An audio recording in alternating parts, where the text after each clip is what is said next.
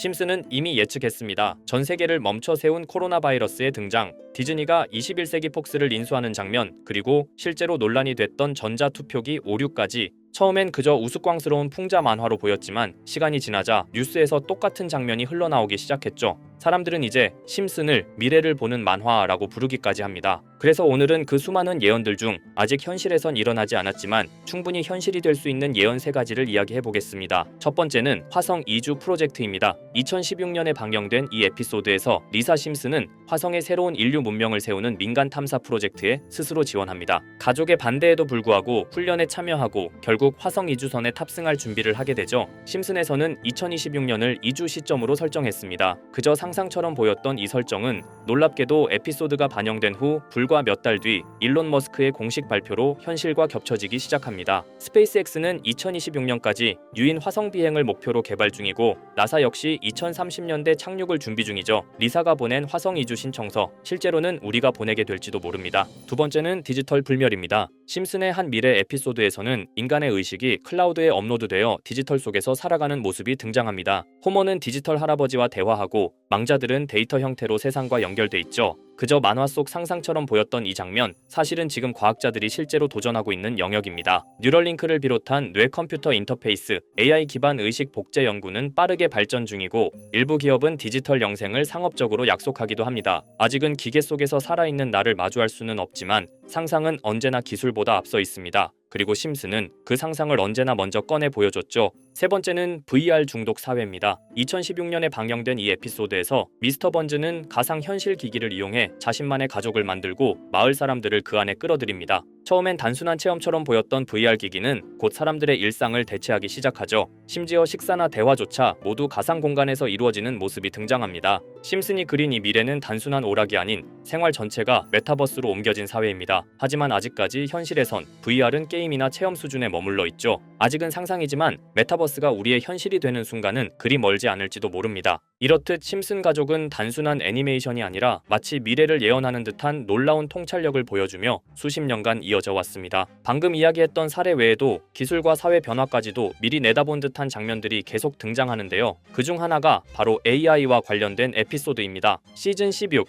에피소드 15에서는 바트와 리사가 우연히 프랭크 박사의 연구실에 방문하게 되는데요. 프랭크 박사는 자신이 만든 미래를 볼 수 있는 슈퍼컴퓨터를 보여주며 8년 뒤의 미래를 보여줍니다. 이 미래에서는 우편을 실시간 동영상으로 확인하거나 로봇과 함께 춤을 추고 공중주행 자동차가 바위를 뚫고 지나가는 등 과학기술과 AI 기술이 극단적으로 발전한 세상이 펼쳐지죠. 그리고 이 기술들은 단순한 편의성에 그치지 않습니다. AI가 사람들을 학습시키고 학생들의 진로와 성적을 시스템이 자동으로 판별합니다. 리사는 그 평가 결과 덕분에 대학 장학금을 받게 되죠. 바로 AI를 통해 직접적인 이득을 얻는 모습입니다. 이 에피소드는 단순히 기술이 발달할 것이다라는 수준을 넘어서 AI가 인간의 삶을 구체적으로 설계하고 때로는 경제적 보상까지 이끌어내는 사회를 그려냅니다. 이 에피소드의 반영일은 2005년 4월, 무려 20년 전에 그려낸 상상이 지금 우리가 살아가는 현실과 점점 닮아가고 있습니다. AI에게 질문하고 배우고 전략을 짜고 나아가 현실적인 이득을 추구하는 시대, 그 시작점에 이미 와 있는 거죠. 그렇다면 이런 생각도 해볼 수 있습니다. 지금까지 심슨의 예언이 그렇게나 많이 현실이 됐다면 이번에도 혹시 AI에게 코인의 미래를 물어본다면 우리도 이득을 얻을 수 있지 않을까요? 현재 모든 지식이 담겨있는 챗GPT는 뭔가 알고 있지 않을까 궁금했고요. 그래서 곧바로 AI에게 비트코인 세력들이나 혹은 비트코인에 관한 흥미로운 사이트가 있을까 하고 물어보았는데 역시나 여러가지 사이트를 알려줍니다. 알려준 사이트로 들어갔지만 그중 몇몇 개는 없는 사이트라고 나오는데요. AI는 실제 검색되거나 모아진 정보를 토대로 답변을 해줄 텐데 없는 사이트가 나오는 게 이상하죠. 그래서 제 나름대로 머리를 써봤는데요. 이건 아카이브라는 지워진 사이트나 웹페이지를 검색할 수 있는 검색 플랫폼이고요. 여기에서 지금은 한국에서 없어진 다들 야후 아시죠? 야후 포털 사이트를 들어가 볼게요. 그리고 여기가 신기한 게 과거 사이트가 만들어진 시점부터 어떠한 날짜로도 돌아갈 수 있고요. 저는 2002년으로 한번 가보겠습니다. 그러면 여기 이렇게 야후 코리아라고 뜨고 그때 당시 지금은 없어진 기사나 정보들을 볼 수가 있죠. 2002년은 한일 월드컵이 열린 해고, 자 이렇게 당시의 기사를 확인해 볼 수 있습니다. 네이버도 한번 확인해 볼까요? 2012년도로 와봤고요. 지금은 없어진 실시간 검색어도 확인할 수 있고 이때 당시의 뉴스도 볼 수 있죠. 자 이렇게 여기 여기 아카이브 플랫폼에서 아까는 없는 사이트라고 나온 주소를 입력하고 들어가 봤습니다. 모든 사이트를 들어가 봤는데 그중 가장 특이한 게 있는 사이트를 여러분들께 보여드리려고 합니다. 이건 아카이브 플랫폼에서 보여지는 사이트고요. 구글에 지금 이 사이트를 검색해서 들어가 보면 이렇게 사이트에 연결할 수 없다며 웹페이지가 나오지 않게 됩니다. 다시 돌아가서 같이 보실게요. 여기에 비트코인 2009라고 써있고 밑에는 일루미나티 그림이 있죠. 이 위에 메뉴에 들어가 보면 코인 그림이 나오고 클릭했더니 별다를 건 없어 보입니다. 다른 메뉴에도 비트코인에 대한 역사 같은 게 쓰여 있고 이 일루미나티 사진 외에는 별다를 게 없어 보이는 그런 웹페이지인데요. 뭐 더 없어 보여서 다른 사이트를 찾아보려고 나가려던 찰나 여기 밑에 이걸 누를 수 있게 돼 있더라고요. 그래서 이걸 눌러보니 이런 게 나옵니다.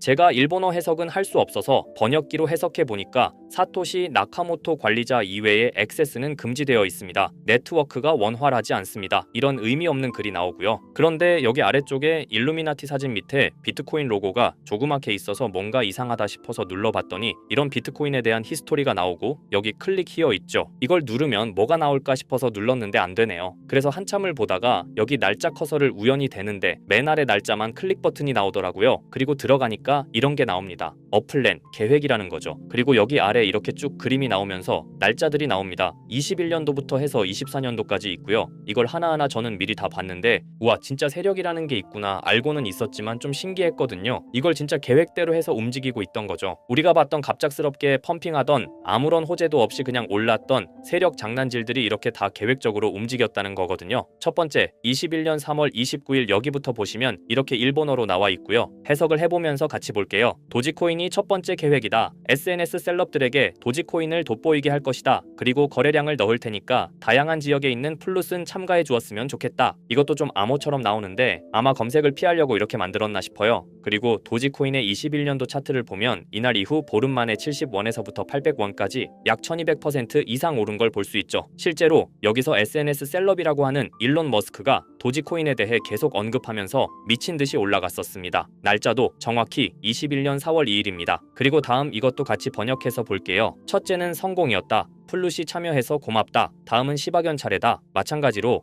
SNS 부자를 먼저 움직이는 것이고 거래량은 전과 같이 들어올 예정이다. 이번에도 계획이 잘 성공하면 다음 계획도 수시로 진행. 이게 플룻이라는 게 아마도 세력들, 돈 많은 고래들 이런 걸 지칭하는 것 같아요. 시바이누도 21년 10월 차트를 보면 0.008원부터 해서 1000%가 넘게 오른 걸 볼 수 있습니다. 여기까지만 보면 이런 생각이 들죠. 와 진짜 세력들은 계획대로 자기들 마음대로 담합해서 가격을 올리는구나. 다음 것도 같이 보실게요. 이번에는 다른 곳과도 얘기가 됐다. 봉크코인을 나눠주고 이 에어드롭이 투자자들에게 큰 폭탄을 일으킬 거야. 플룻도 함께 참가하는 것을 추천하며 이번 수익은 5000%가 넘을 것이다. 이제까지 1000%씩 수익 보던 세력들이 점점 대담해지며 수익률을 키워가고 있죠. 그만큼 자본금이 늘어나서 움직일 수 있는 물량수도 늘어났기 때문에 가능했던 걸로 보여지고요. 실제로 봉크코인은 23년도 약 8000%에 가까운 수익률을 보여주었습니다. 더 많은 것들이 계획에 있었지만 이미 지나간 내용들이라 지금은 의미가 없어서 생략하고요. 최근 가장 마지막 계획 글을 보겠습니다. 이번 코인 시장에서는 생각보다 거래량이 적었기 때문에 거래소에서도 문제가 많아 계획대로 되지 않고 있고 일단 AI 코인 재단과 얘기를 했기 때문에 이쪽으로 진행하려고 하고 이 땡땡 코인으로 4000%의 이익을 달성할 것이니 다들 잘 따라주길 바란다. 이게 2025년 6월 12일로 계획된 글입니다. 지금까지의 흐름으로 보아 이런 계획은 실제로 실행됐고 한 달 내에 우상향하는 경향을 보여왔습니다. 그래서 저도 이 코인에 대해 직접 찾아봤는데요. 현재 가격은 약 77원 수준으로 이미 저점 대비 50% 이상 오르면서 관심을 끌고 있는 상태였습니다. 그 전까지만 해도 거래량이 거의 없던 종목이었는데 최근 들어 갑자기 움직임이 생기기 시작한 거죠. 특별한 호재 뉴스가 없었다는 점이 더 흥미롭습니다. 게다가 이 종목은 업비트와 빗썸에도 등록돼 있어서 굳이 해외 거래소를 사용하지 않더라도 국내에서 누구나 쉽게 접근할 수 있다는 장점이 있습니다. 만약 사이트에서 말한 4000% 상승이 현실이 된다면 단돈 10만원만 넣어도 400만원, 100만원 투자 시 4천만원까지 기대할 수 있는 계산이 나옵니다. 제가 늘 말씀드리지만 지금 같은 시장 상황에서는 무리하게 큰 돈을 투자하기보다는 소액으로 큰 가능성을 노리는 전략이 훨씬 더 효율적입니다. 그래서 저도 이 종목을 종목을 보면서 딱 10만 원만 담아두자는 생각을 했고요. 이 정보를 공유드리는 이유는 저 혼자만 수익을 내는 것보다 제 채널을 구독해주시는 여러분들과 같이 기회를 나누고 싶어서입니다. 실제로 이 종목이 기대처럼 크게 오르게 되면 정보를 받아보신 분들은 계속해서 채널을 찾아주시게 될 테고 그 결과 제 채널도 자연스럽게 성장할 수 있겠죠. 저도 그 부분을 솔직히 말씀드리는 겁니다. 그럼 제가 직접 확인한 이 종목 정보를 어떻게 받아보실 수 있는지 알려드릴게요. 먼저 영상 좋아요와 구독 버튼 한 번씩 눌러주시고요. 댓글에 구독이라고 남겨주세요.